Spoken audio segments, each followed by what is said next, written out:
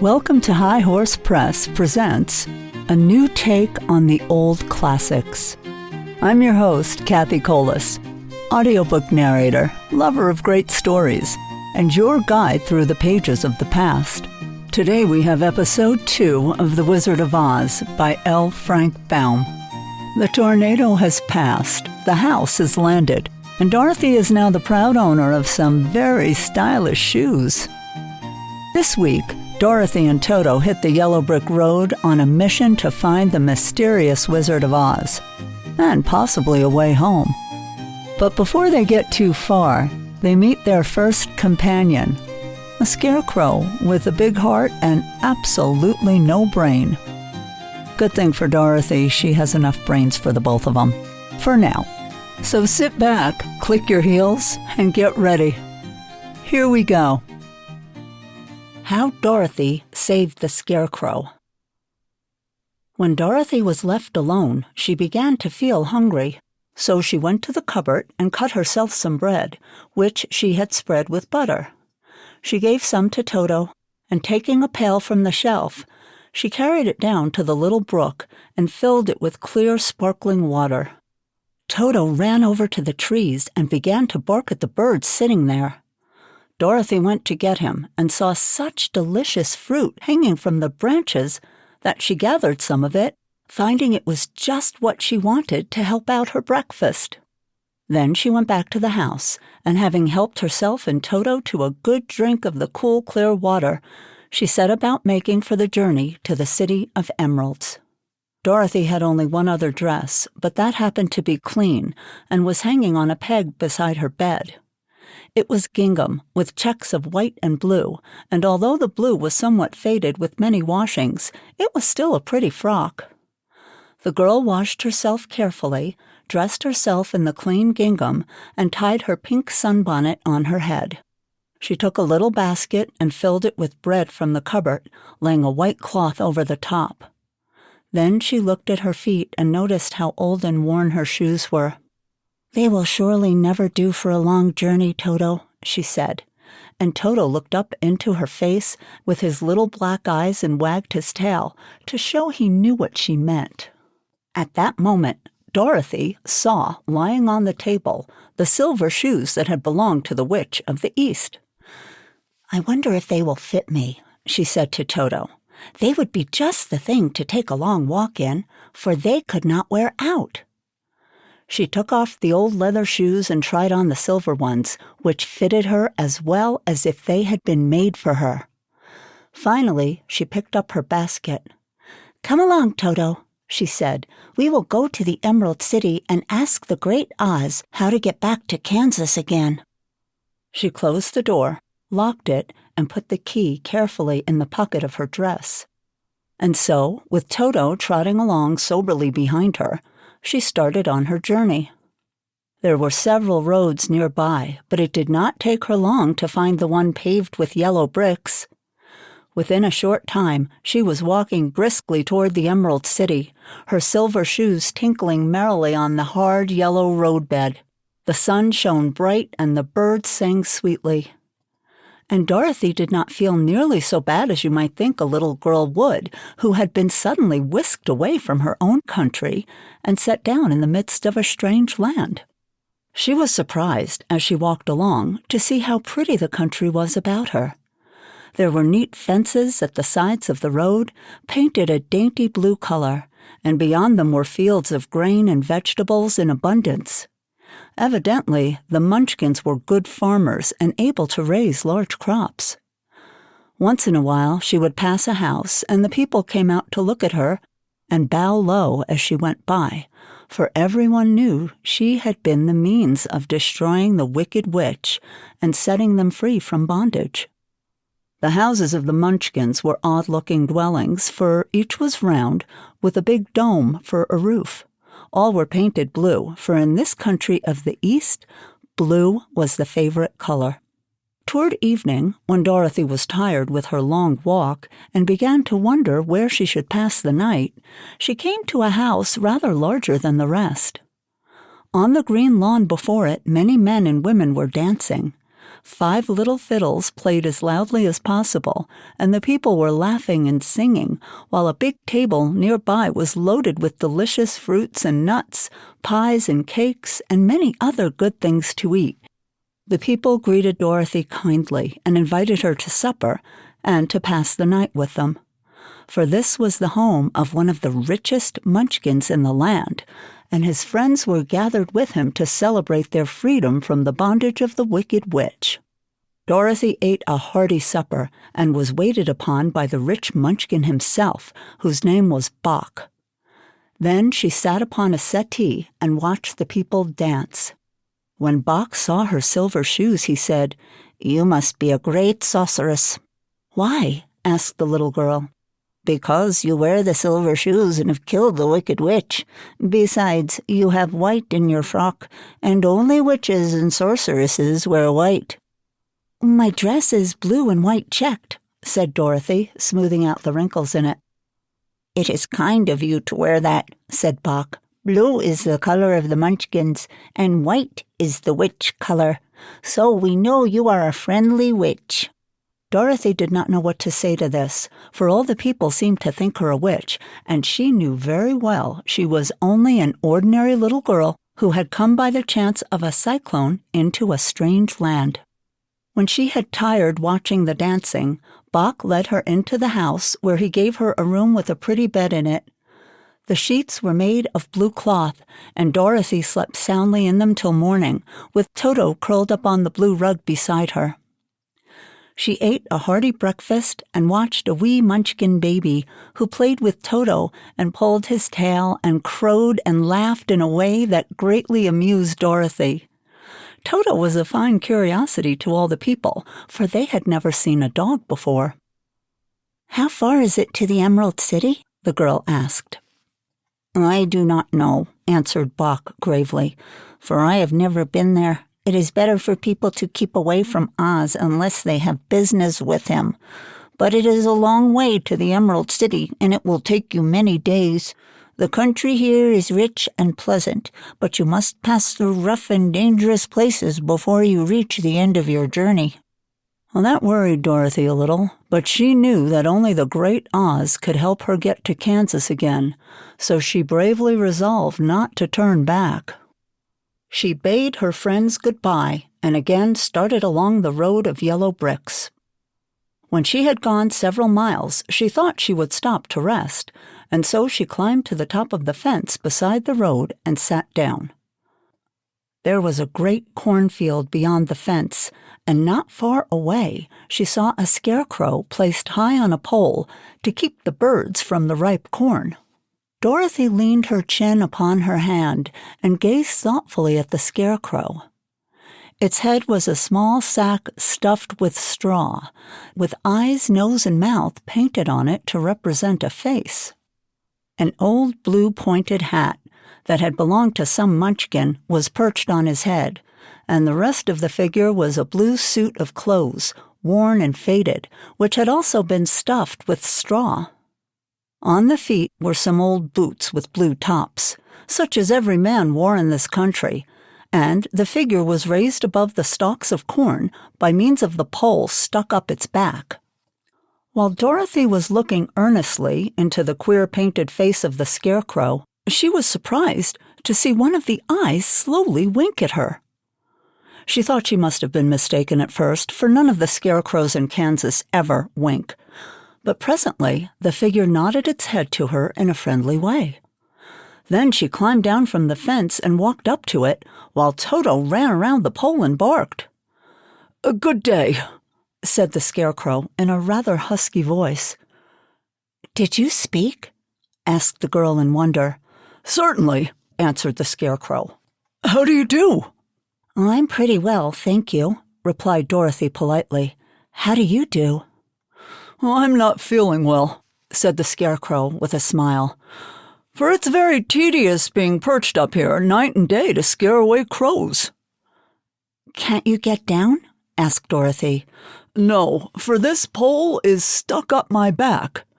If you'll please take the pole away, I shall be greatly obliged to you." Dorothy reached up both arms and lifted the figure off the pole. For being stuffed with straw, it was quite light. "Oh, thank you very much," said the Scarecrow when he had been set down on the ground. "I feel like a new man." Dorothy was puzzled at this, for it sounded queer to her to hear a stuffed man speak, and to see him bow and walk alongside her. "Who are you?" asked the Scarecrow when he had stretched himself and yawned. "And where are you going?" "My name is Dorothy," said the girl, "and I'm going to the Emerald City to ask the Great Oz to send me back to Kansas." "Where is the Emerald City?" he inquired. "And who is Oz?" "Why, don't you know?" she returned in surprise. "No, indeed, I don't know anything. You see, I'm stuffed, so I have no brains at all," he answered sadly. "Oh," said Dorothy, "I'm awfully sorry for you." "Do you think," he asked, "if I go to the Emerald City with you, that Oz would give me some brains?" "I cannot tell," she returned, "but you may come with me if you like. If Oz will not give you any brains, you'll be no worse off than you are now." "That's true," said the Scarecrow.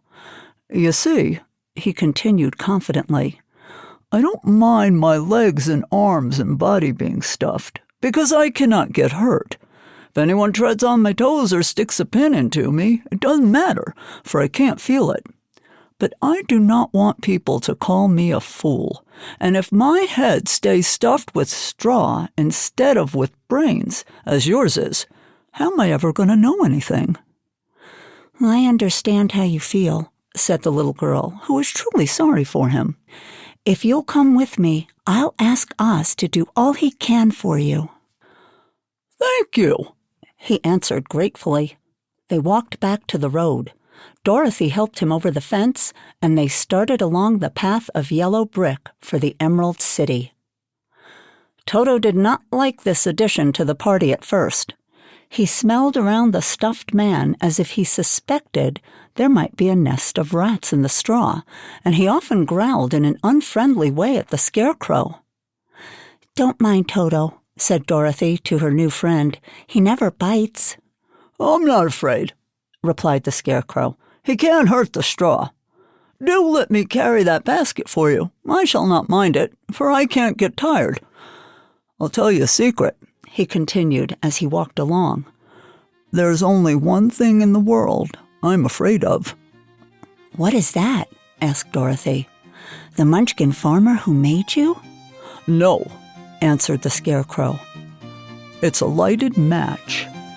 No brains? No problem. We're halfway through today's episode of The Wizard of Oz. And yes, the Scarecrow is still sans brains. But so far that doesn't seem to be an issue. So keep listening. The road through the forest. After a few hours, the road began to be rough, and the walking grew so difficult that the Scarecrow often stumbled over the yellow bricks, which were here very uneven. Sometimes, indeed, they were broken or missing altogether, leaving holes that Toto jumped across and Dorothy walked around.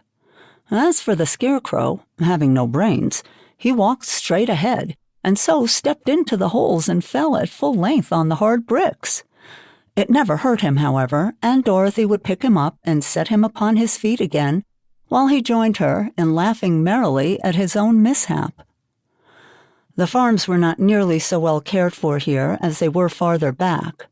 There were fewer houses and fewer fruit trees, and the farther they went, the more dismal and lonesome the country became. At noon, they sat down by the roadside near a little brook, and Dorothy opened her basket and got out some bread. She offered a piece to the Scarecrow, but he refused. "I'm never hungry," he said, "and it's a lucky thing I'm not, for my mouth is only painted, and if I should cut a hole in it so I could eat, the straw I'm stuffed with would come out. That would spoil the shape of my head." Dorothy saw at once that this was true, so she only nodded and went on eating her bread. "Tell me something about yourself and the country you come from," said the Scarecrow when she had finished her dinner. So she told him all about Kansas and how gray everything was there, and how the cyclone had carried her to this queer land of Oz. The Scarecrow listened carefully and said, "I cannot understand why you should wish to leave this beautiful country and go back to the dry, gray place you call Kansas." "Well, that's because you have no brains," answered the girl. "No matter how dreary and gray our homes are, we people of flesh and blood would rather live there than in any other country, be it ever so beautiful. There's no place like home." The Scarecrow sighed. "Of course, I cannot understand it," he said. "If your heads were stuffed with straw like mine, you'd probably all live in the beautiful places, and then Kansas would have no people at all. It's fortunate for Kansas that you have brains." "Won't you tell me a story while we're resting?" asked the child. The Scarecrow looked at her reproachfully and answered, "My life has been so short that I really know nothing whatever. I was only made the day before yesterday. What happened in the world before that time is all unknown to me. Luckily, when the farmer made my head, one of the first things he did was to paint my ears so that I heard what was going on. There was another munchkin with him, and the first thing I heard was the farmer saying, 'How do you like those ears?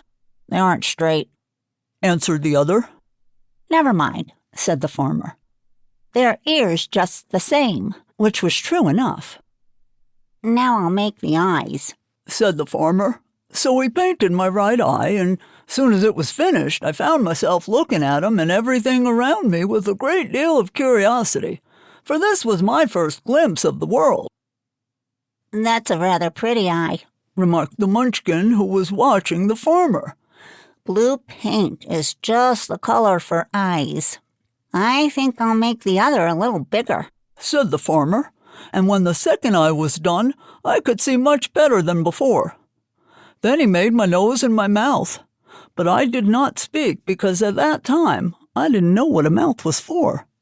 I had the fun of watching them make my body and my arms and my legs, and when they fastened on my head at last, I felt very proud, for I thought I was just as good a man as anyone.